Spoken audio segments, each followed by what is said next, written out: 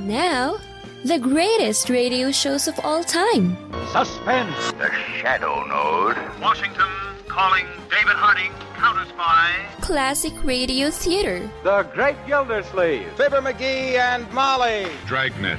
Gunsmoke. The Lone Ranger. Now, step back into our time machine with your host, Wyatt Cox. Good evening, friends of the Inner Sanctum. A program I love to bring you every April, from April 21st, 1957. This is an episode of the CBS Radio Workshop, and it's perfect for the holy season. The Son of Man, a passion play, with some very big names performing in this program. From Hollywood, the CBS Radio Workshop, dedicated to man's imagination, the theater of the mind.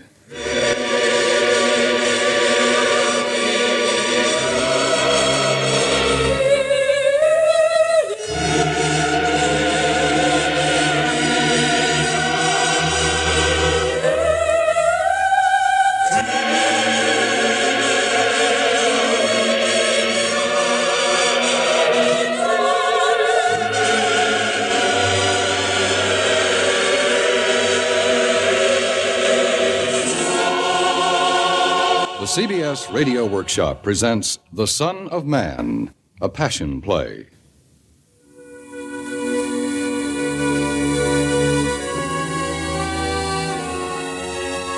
The words of the Passion and Resurrection are taken from the four Gospels in the King James Version of the Bible. The music is the music of Bach. There are four speaking voices.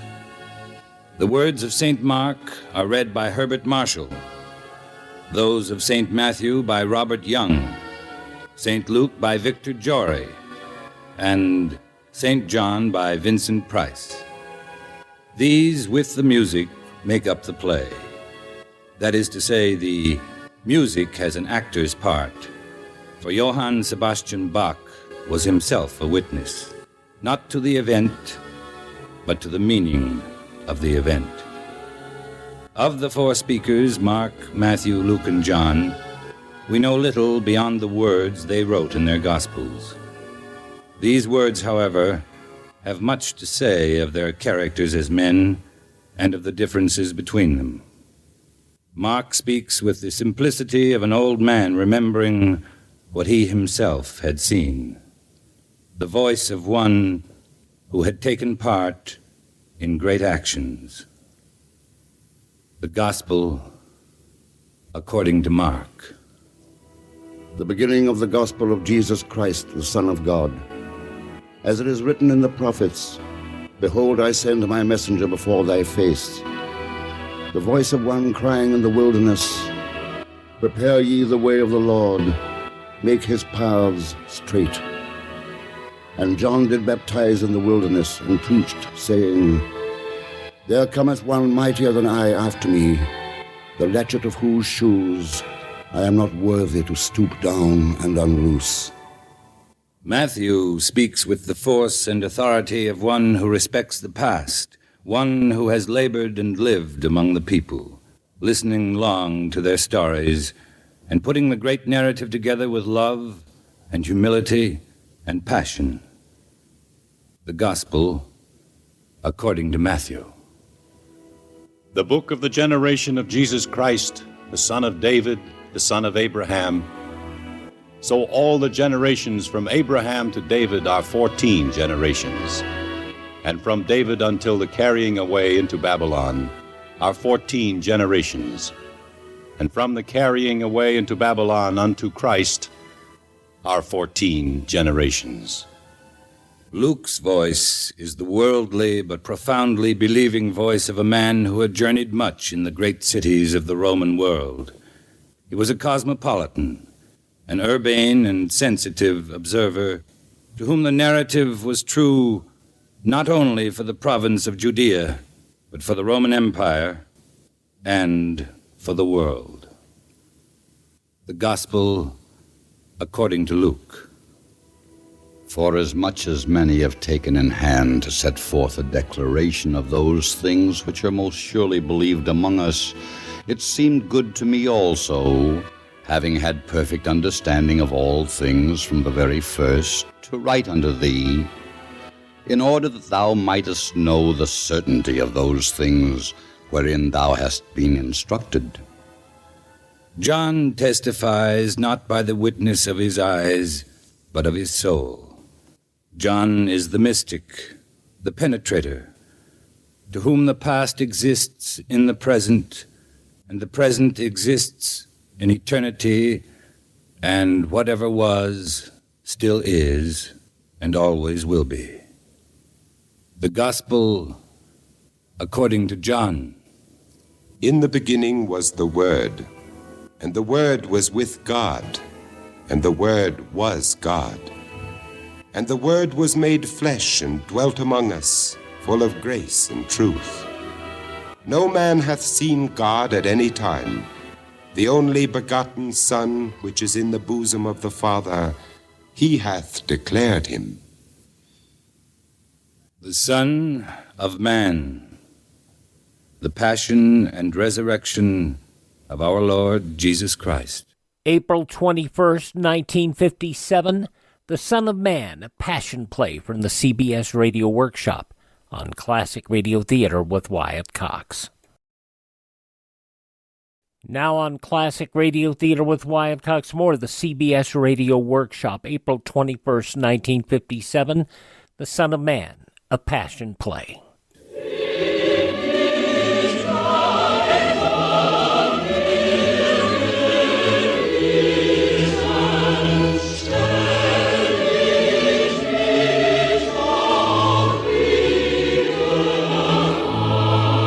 When the morning was come, all the chief priests and elders of the people took counsel against Jesus to put him to death.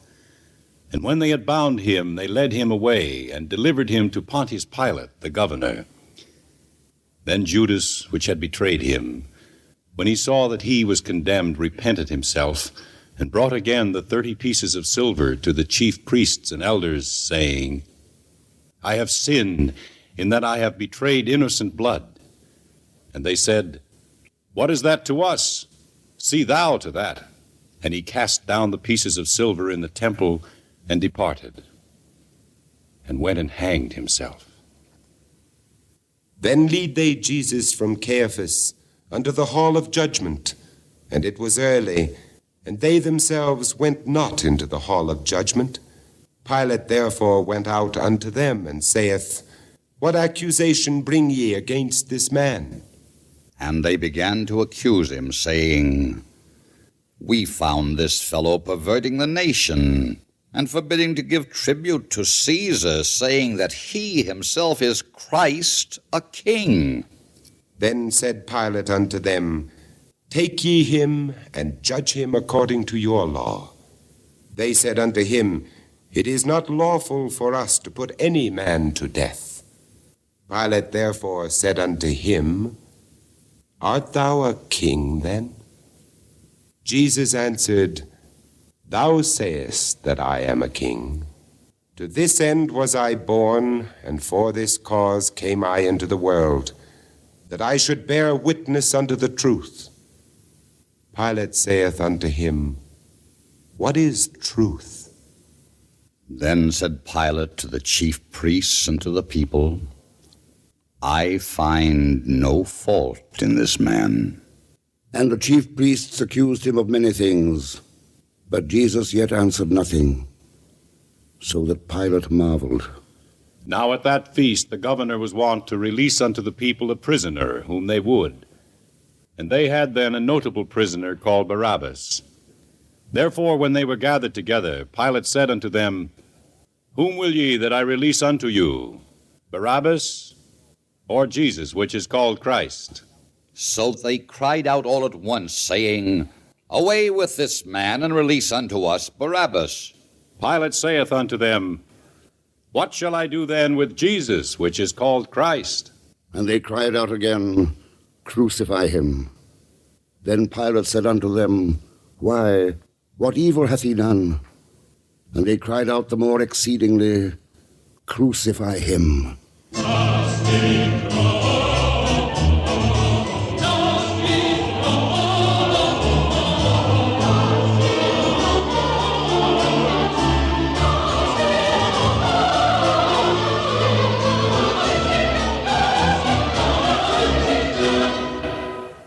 When Pilate saw that he could prevail nothing, but that rather a tumult was made, he took water and washed his hands before the multitude, saying, I am innocent of the blood of this just person.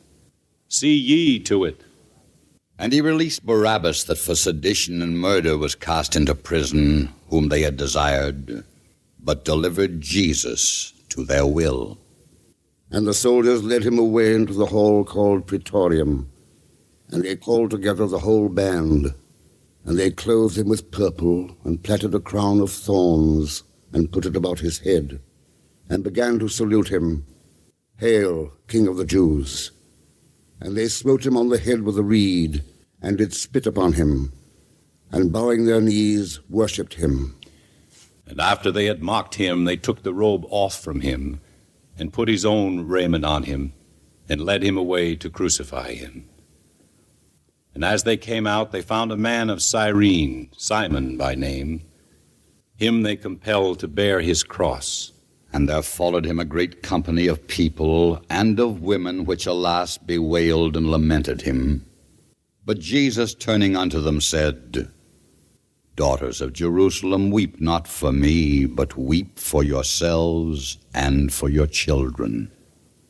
And when they were come unto a place called Golgotha, that is to say, a place of a skull, into a place called the place of a skull, which is called in the Hebrew Golgotha. They gave him to drink wine mingled with myrrh. They gave him vinegar to drink, mingled with gall. And when he had tasted thereof, he would not drink. And when they were come to the place which is called the skull, there they crucified him.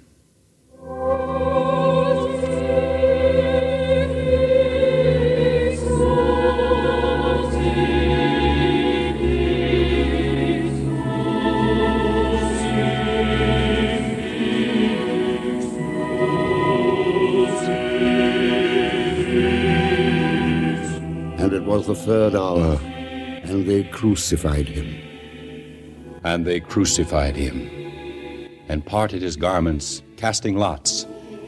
And sitting down, they watched him there. Then said Jesus, Father, forgive them, for they know not what they do. And with him they crucified 2 thieves, the one on his right hand, and the other on his left. And they that passed by reviled him, wagging their heads and saying, Thou that destroyest the temple and buildest it in 3 days, save thyself. If thou be the Son of God, come down from the cross. Likewise also the chief priests, mocking, said among themselves with the scribes, He saved others, himself he cannot save. The thieves also which were crucified with him cast the same in his teeth. And it was about the 6th hour, and there was a darkness over all the earth until the 9th hour, and the sun was darkened. And about the 9th hour Jesus cried with a loud voice, saying, Eli, Eli, lama sabachthani. That is, my God, why hast thou forsaken me? And some of them that stood by, when they heard it, said, Behold, he called Elias. And straightway one of them ran and took a sponge, and filled it with vinegar, and put it on a reed, and gave him to drink. The rest said, Let be. Let us see whether Elias will come to save him. And Jesus cried with a loud voice, and gave up the ghost.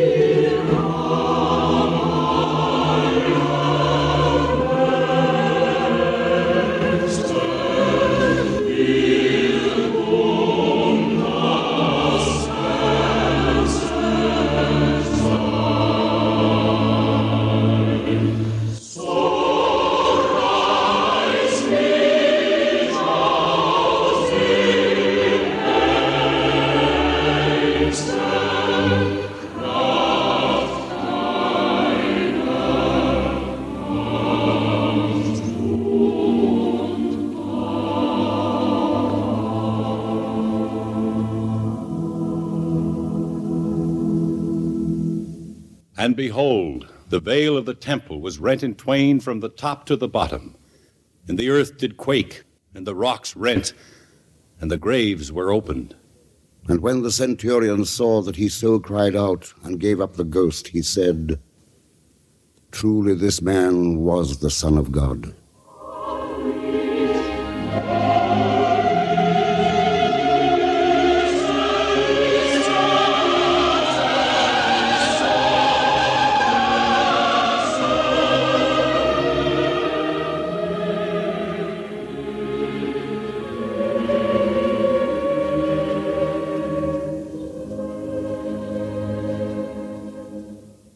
And all the people that came together to that sight, beholding the things which were done, smote their breasts. And all his acquaintance and the women that followed him from Galilee stood afar off, beholding these things. When the even was come, there came a rich man of Arimathea named Joseph, which also waited for the kingdom of God. This man went to Pilate and begged the body of Jesus. Then Pilate commanded the body to be delivered. And Joseph bought fine linen, and took him down, and wrapped him in the linen, and laid him in a sepulchre which was hewn out of a rock. And he rolled a great stone to the door of the sepulchre, and departed. And the women also which came with him from Galilee followed after, and beheld the sepulchre, and how his body was laid. And there was Mary Magdalene, and the other Mary, sitting over against the sepulchre. And they returned and prepared spices and ointments, and rested the Sabbath day according to the commandment.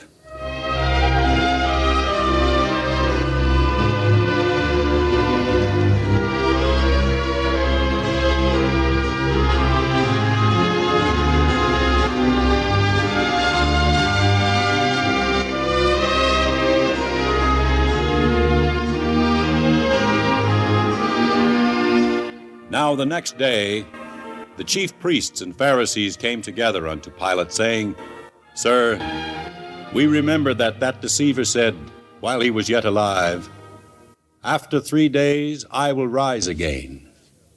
Command, therefore, that the sepulchre be made sure until the 3rd day, lest his disciples come by night and steal him away, and say unto the people, He is risen from the dead. So the last error shall be worse than the first. Pilate said unto them, Ye have a watch. Go your way, make it as sure as ye can. So they went and made the sepulchre sure, sealing the stone, and setting a watch.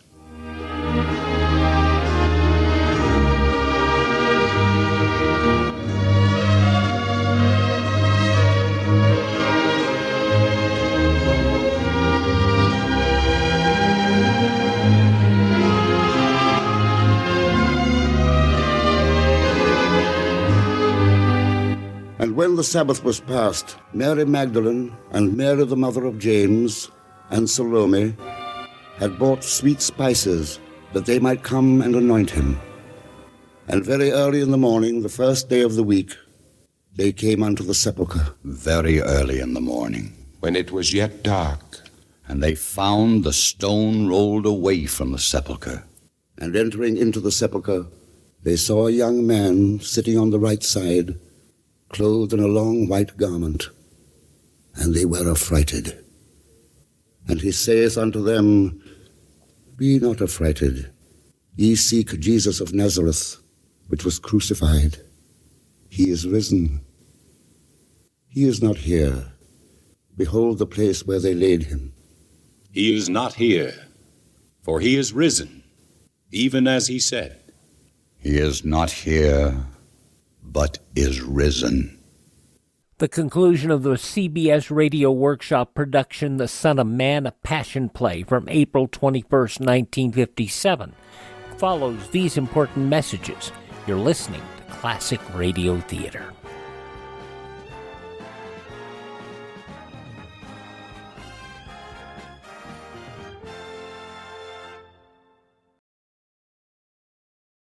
Just when you thought it couldn't get any better, Mike Lindell and MyPillow launching the MyPillow 2.0.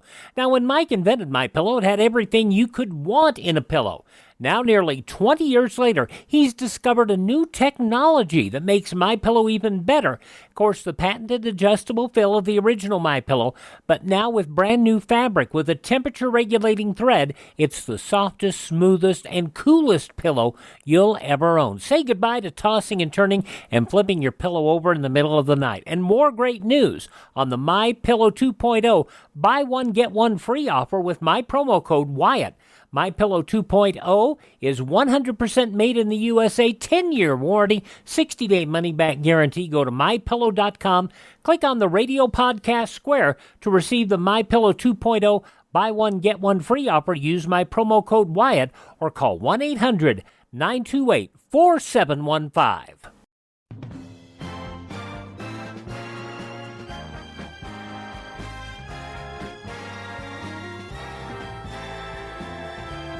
Thank you for tuning in to Classic Radio Theater with Wyatt Cox. The conclusion now, the CBS Radio Workshop production, Son of Man, a Passion Play. The Words of the Bible, April 21st, 1957. Remember how he spake unto you when he was yet in Galilee, saying, the Son of Man must be delivered into the hands of sinful men, and be crucified, and the third day rise again? And they remembered his words. And they returned from the sepulchre and told all these things unto the 11 and to all the rest. And these words seemed to the disciples as idle tales, and they believed them not. Then arose Peter, and ran unto the sepulchre, and stooping down, he beheld the linen cloths laid by themselves. Then cometh Simon Peter following him, and went into the sepulchre, and seeth the linen cloths lie, and the napkin that was upon his head, not lying with the linen cloths, but wrapped together in a place by itself. Then went in also that other disciple, which came first to the sepulchre, and he saw and believed. Now, when Jesus was risen, he appeared first to Mary Magdalene. Mary stood without at the sepulchre, weeping. And as she wept, she stooped down and looked into the sepulchre, and seeth two angels in white, sitting, the one at the head and the other at the feet, where the body of Jesus had lain. And they say unto her, Woman, why weepest thou? She saith unto them, Because they have taken away my Lord, and I know not where they have laid him.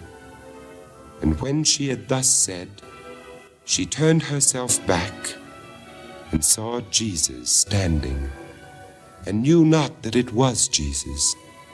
Jesus saith unto her, Woman, why weepest thou? Whom seekest thou? She, supposing him to be the gardener, saith unto him, Sir, if thou hast borne him hence, tell me where thou hast laid him, and I will take him away. Jesus saith unto her, Mary. She turned herself, and saith unto him, Rabboni, which is to say, Master. Jesus saith unto her, Touch me not, for I am not yet ascended to my Father, but go to my brethren and say unto them, I ascend unto my Father and your Father, and to my God and your God.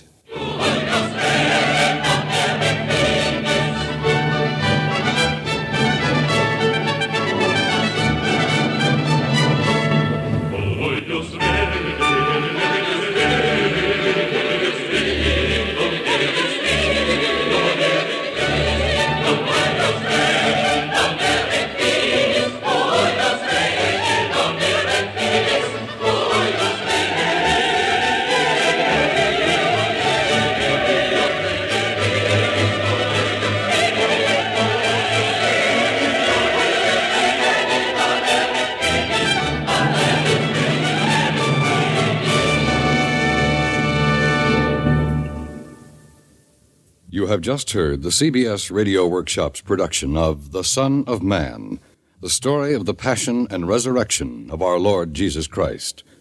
All of the words were taken from the four Gospels of the New Testament and were arranged for this broadcast by Archibald MacLeish.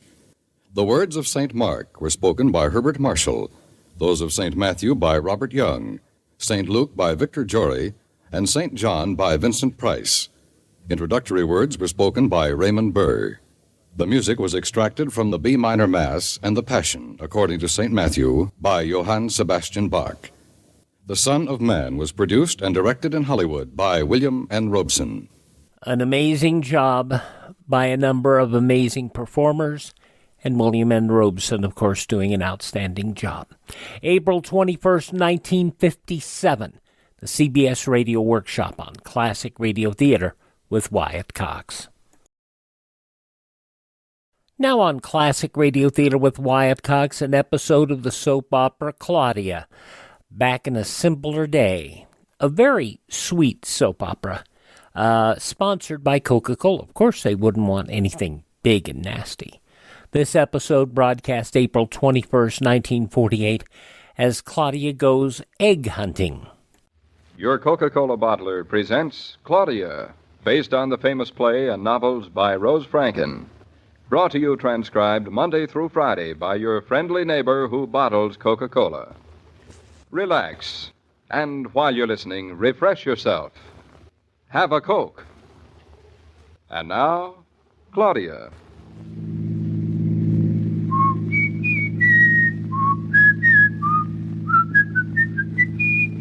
Oh, you whistle much better since we've come to the country. Much better. Well, there's a reason to whistle when you live in the country. It's competition. He just doesn't want to be outdone by that old crow who lives in the barn. Isn't that it, Mama? Indubitably.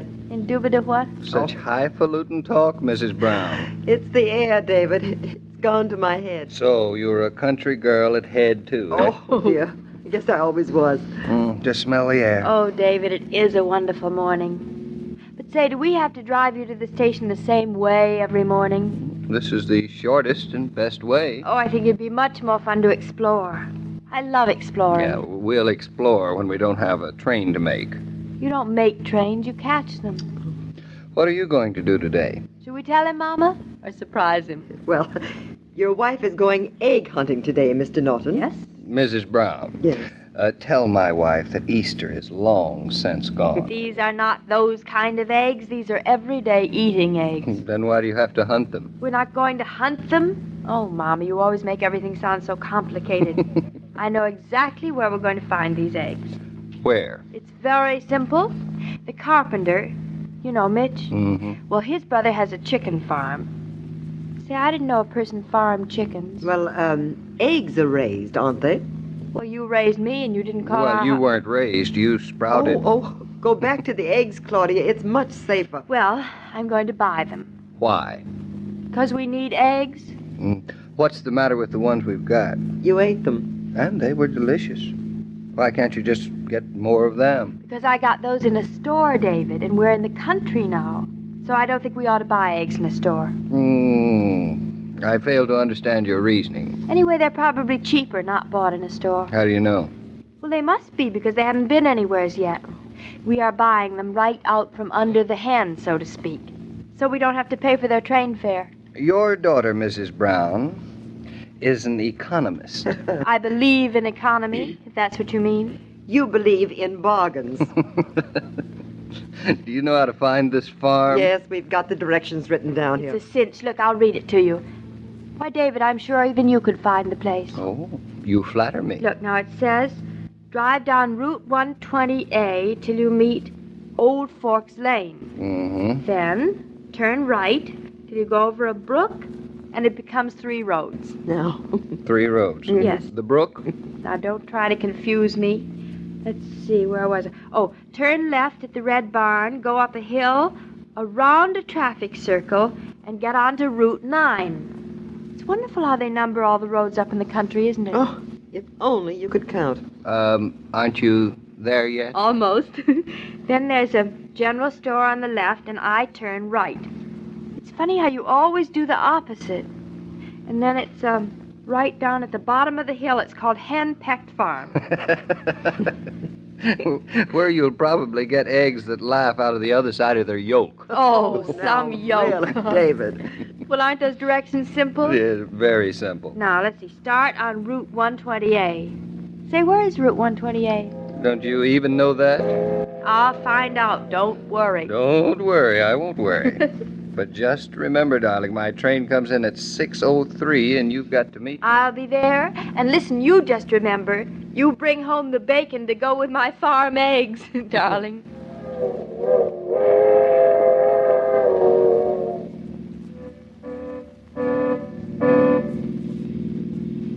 Now, you look on the right of the road, Mom, and I'll look on the left. I'd feel a good deal safer if you'd look at the whole road, Claudia. Should be seeing a little sign pretty soon. The man at the garage said that Route 120A was just down this road a bit. Well, I certainly hope we find it soon. I'd like to get home in time for lunch. Seems like we've been driving around for hours. Hours and hours and hours. Oh, look, it's 12:15. Claudia, I'm hungry. So am I. Mama, what was that? Well, it sounded to me as if your motor were coughing. You don't think it's caught cold, do you? Such a lovely warm day. Well, I don't know anything about cars. All I know is that I'm tired from driving around in this wilderness, and I'm hungry, and it's past my lunch hour, and I don't want to see another egg as long as I live. We haven't even seen one worse luck. Oh, listen to that. I hope it's feeling all right. Claudia, the car seems to be slowing down. Oh, this stupid old car.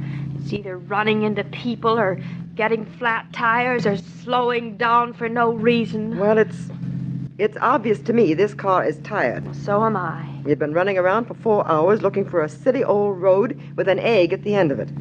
I don't blame it. Shh, Mama. You want to give it ideas? Oh, come on, just a few more yards to the top of the hill. Maybe I ought to get out and push. We're almost on top. Mama, we are. Well, you'd better stop the car and give it a handkerchief. I don't like the sound of that coughing. Mama, what do I do now? Well, just think, what would David do?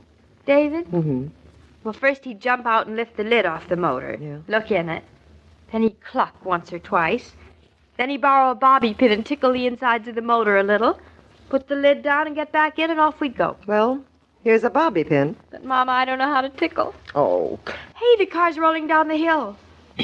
Claudia, be careful. Put your foot on the brake. And stop it? Maybe we'll never start again. Claudia. I think I'll just let it roll.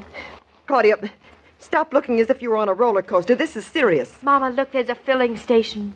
If you hold your breath and I hold my breath, maybe we'll roll right into it. Oh. We'll find a man there, and men always know about the insides of cars. I wonder why.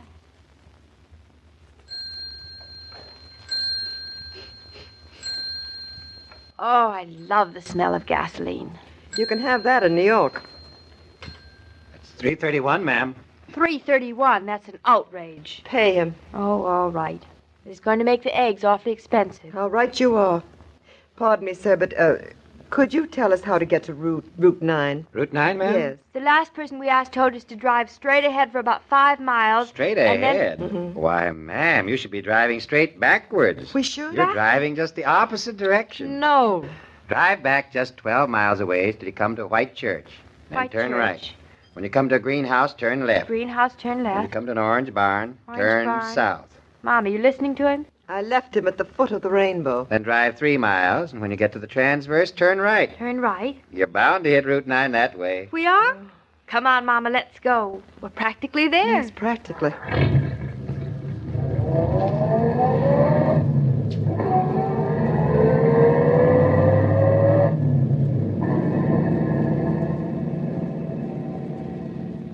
Mama, what time is it?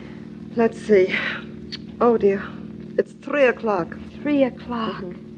Well, all we have to do is turn left at this antique store. Such a nice-looking antique store, too, isn't it? Claudia, we are not going to stop again. Now, Claudia, please.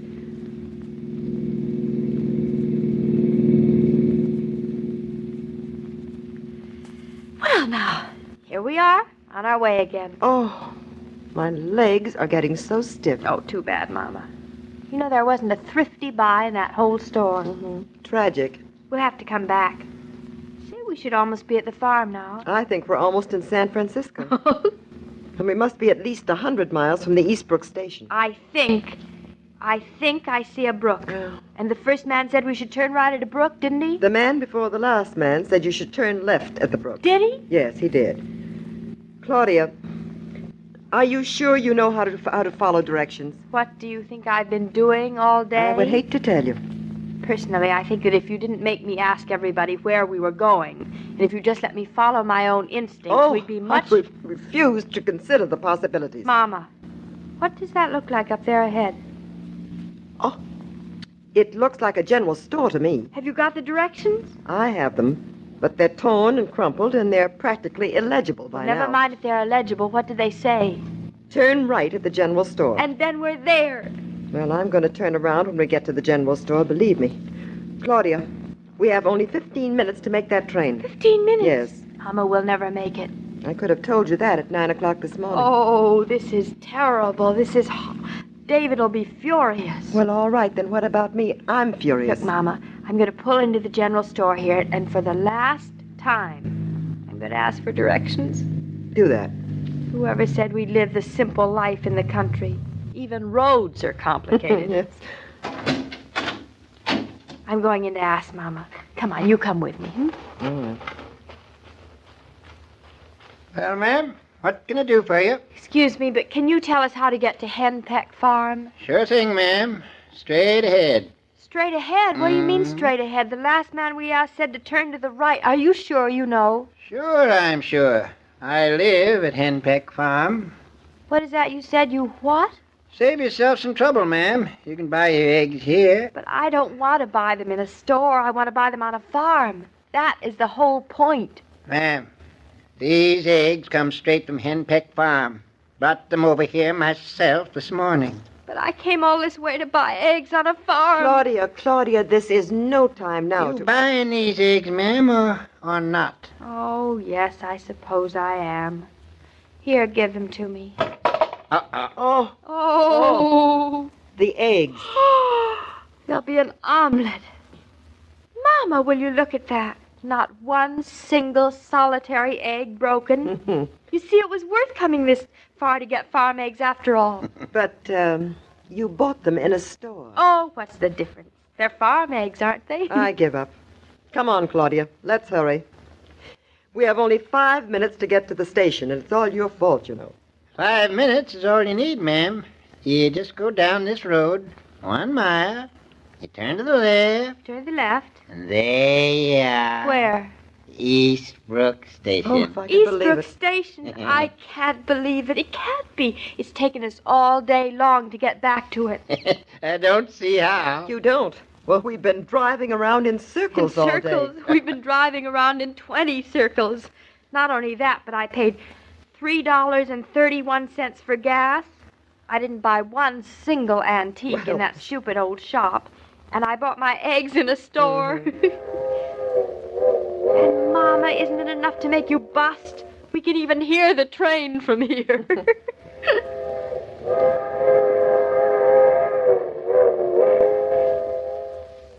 When your shopping bag begins to fill up and you still have marketing ahead, why not step over to that friendly red cooler and pause for refreshing, ice-cold Coca-Cola? There are Coke coolers in so many food stores these days. They're put there, remember, so that you may shop refreshed. I guess the young lady don't know how to get around this part of the country yet.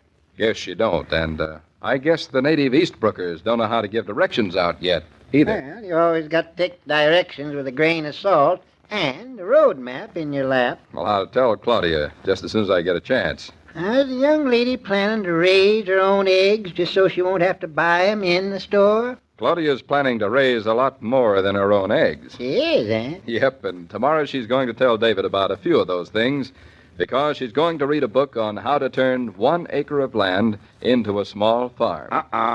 Them books can be mighty misleading. And Claudia's just the girl to be misled. Well, I'll be eavesdropping tomorrow. So long, So Mr. long. King. As I was saying, every day, Monday through Friday, Claudia comes to you transcribed with the best wishes of your friendly neighbor who bottles Coca-Cola. So listen again tomorrow at the same time. And now this is Joe King saying au revoir. And remember, whoever you are, whatever you do, wherever you may be, when you think of refreshment, think of Coca-Cola. For Coca-Cola makes any pause the pause that refreshes. And ice-cold Coca-Cola is everywhere. This broadcast of Claudia was supervised and directed by William Brown Maloney. A lot of people don't remember today when Coca-Cola was bottled just down the street from you. It was just about everywhere. April 21st, 1948, Claudia, here on Classic Radio Theater with Wyatt Cox. Thanks for making us a part of your day. Thank this station, support their advertisers. We appreciate their kindness and courtesy that allows us to be with you each and every time you roll around here on your favorite station. If you miss a day, you don't have to miss a single show.